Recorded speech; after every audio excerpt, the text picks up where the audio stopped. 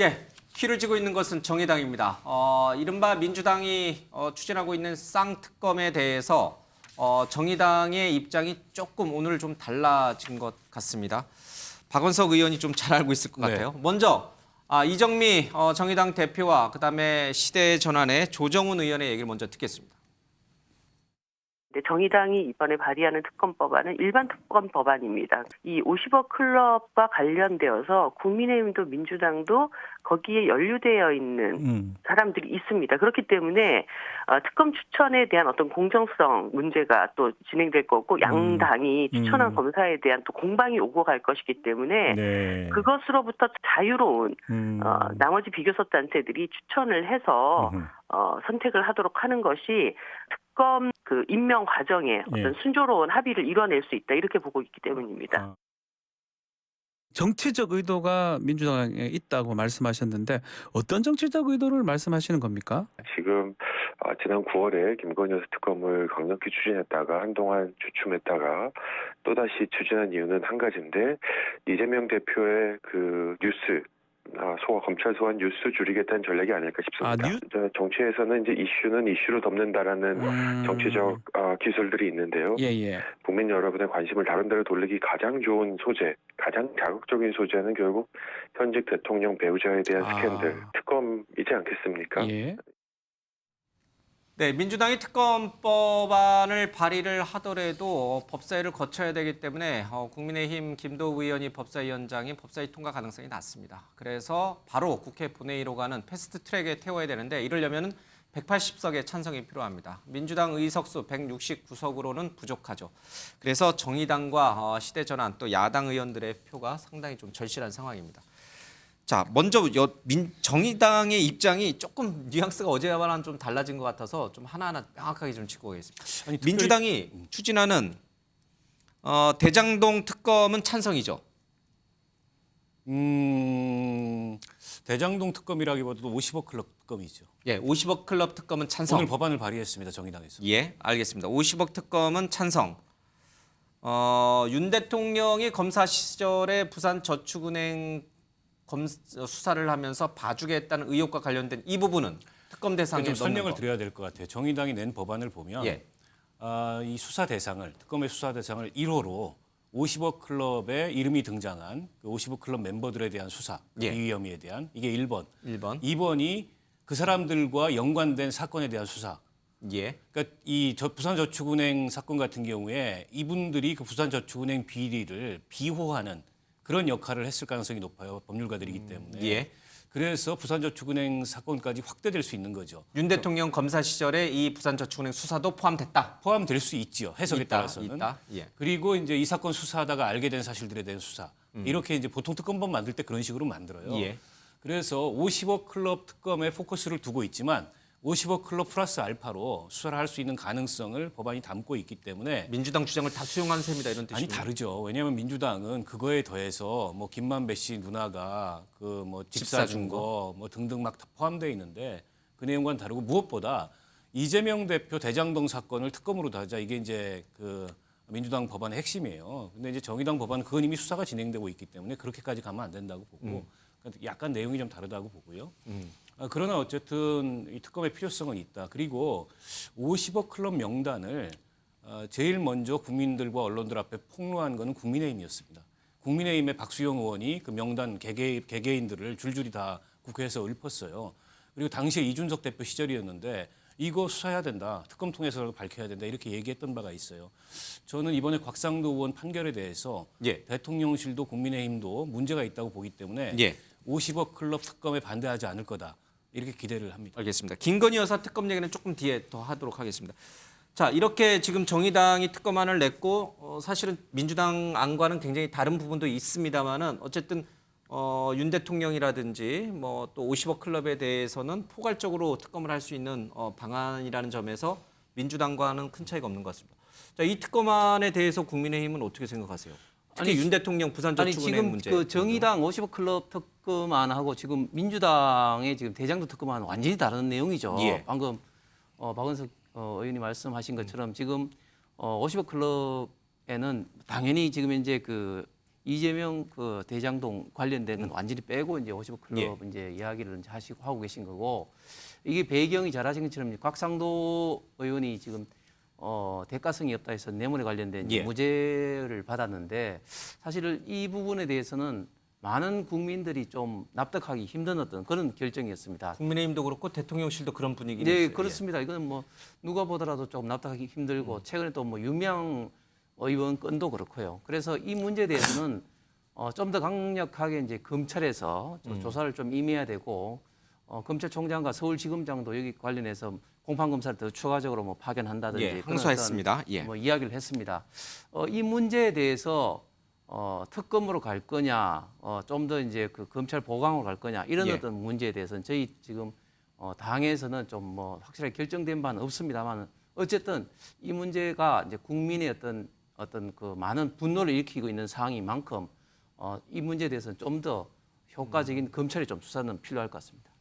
검찰 수사가 미진하다고 판단이 되면은 정의당이 내놓은 이른바 50억 클럽에 대한 특검안은 국민의힘도 수용 가능한 건가요? 일단 이제 그거는 이제 좀 다음 사항으로 한번 좀 바라봐야 되겠죠. 그러나 민주당이 특검안으로 내놓은 이재명 대표 수사 관련된 특검은 절대 안 된다. 그거는 이재명 어떤 특검이 아니라 이재명 방탄용이죠. 알겠습니다. 그렇게 조금 상황이 조금 달라질 수 있는 그 여지는 좀 남겨놓은 것 같습니다. 자, 그리고 또 하나가 이제 김건희 여사 특검 문제입니다. 김건희 여사 특검과 관련해서는 민주당이나 정의당이나 다 필요성은 다 인정하고 있죠. 그렇죠? 네, 맞습니다. 예. 자, 이제 문제는 이제 국민의힘인 것 같습니다. 특히 이제 대통령실이 오늘 김건희 여사의 주가 조작 관련돼서 강하게 이 해명 자료, 반박 자료를 좀 내놓은 터라 뭐 국민의힘이 김건희 여사 특검을 받아들일 가능성은 거의 제로에 가깝다고 볼 수 있는데, 자, 이 도이치모터스 김건희 여사 주가 조작 사건으로 조금 얘기를 좀 가보도록 하겠습니다. 과연 특검이 필요한 건지, 아니면 이미 충분히 소명이 됐기 때문에 특검까지 갈 사안도 아니다라는 게 맞는 것인지 그 부분을 좀 살펴봐야 될 것 같습니다. 자, 박홍근 양금희 의원의 얘기를 좀 들어보겠습니다. 김건희 여사의 계좌 3개가 위조로 본 주가 조작 거래에 48건에 쓰였다는 것입니다. 남은 선택지는 오직 특검뿐입니다. 재판부는 공소시효가 남은 2차 주가 조작에서도 김건희 여사의 계좌가 활용됐다고 확실히 판단했습니다. 법원이 김건희 여사의 혐의를 인정한 것과 다름없습니다.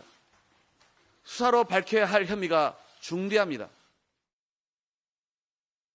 도이치모터스 수사는 문재인 정부 박범계 의원이 법무부 장관일 때 이루어졌고, 수사와 재판 과정에서 수십 명을 강도 높게 조사하였으나 김건희 여사와 주가 조작 관련 연락을 주고받았거나 공모하였다고 진술한 사람은 단 한 명도 없었습니다. 그럼에도 민주당은 거짓 의혹 제기와 억지 기소에 대한 사과는커녕 판결문 내용을 왜곡하여 가짜 뉴스를 퍼뜨리고 있습니다.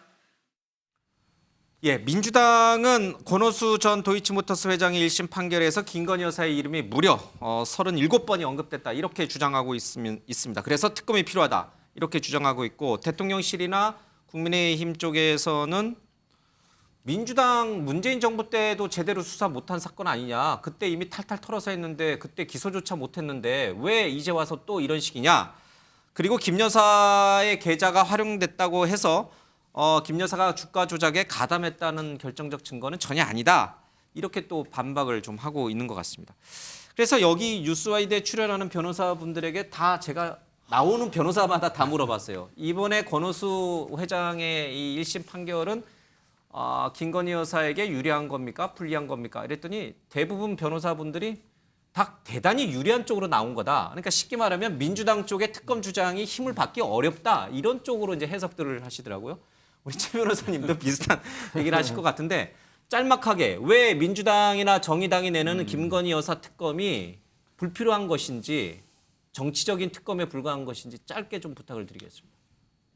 일단 지금 뭐 공범이라고 하면 기능적 행위 지배라고 해서 도대체 그 김건희 여사가 어떻게 이 범죄에 연락하고 연루되고 같이 했는지에 대한 것이 구체적으로 나와야 되는데, 단지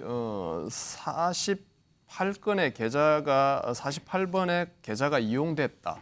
그리고 뭐 이름이 몇 번 나왔다. 예. 그 자체만으로 이것을 판결문에서 유죄로 판단했다.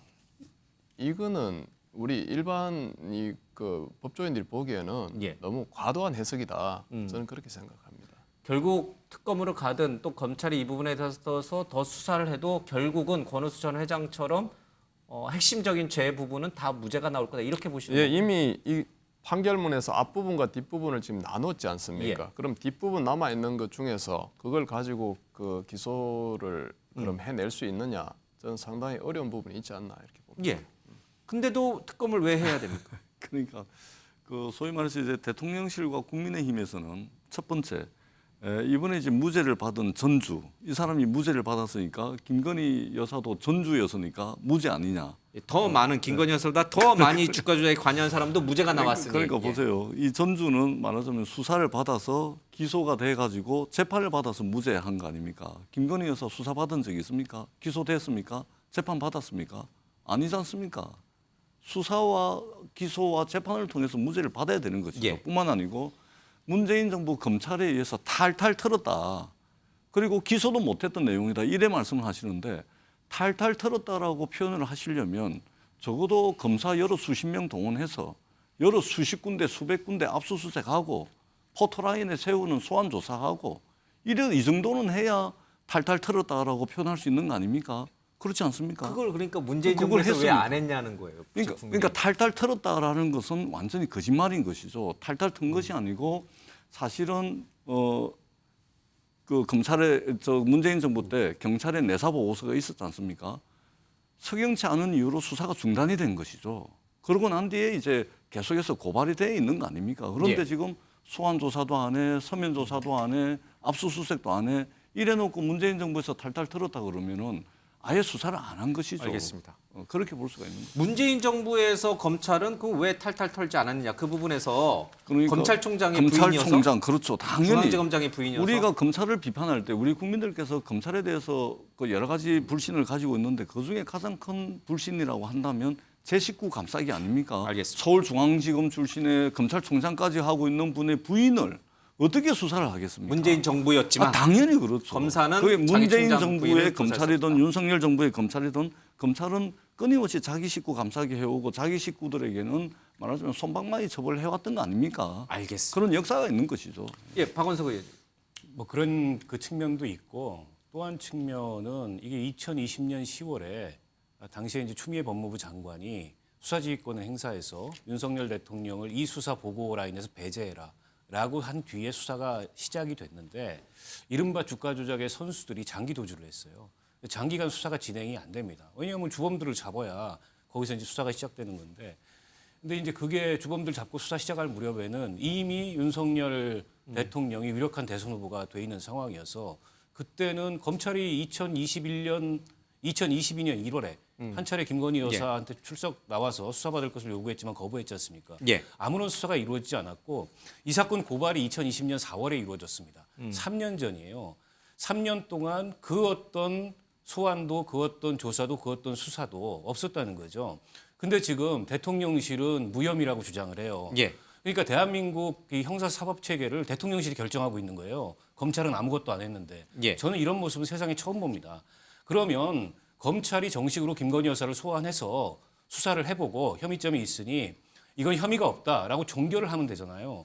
근데 앞서 이제 전재수 의원도 얘기했지만 이른바 무죄를 받은 전주 그분은 적어도 소환돼 가지고 수사받고 기소되고 재판을 통해서 무죄가 입증된 겁니다.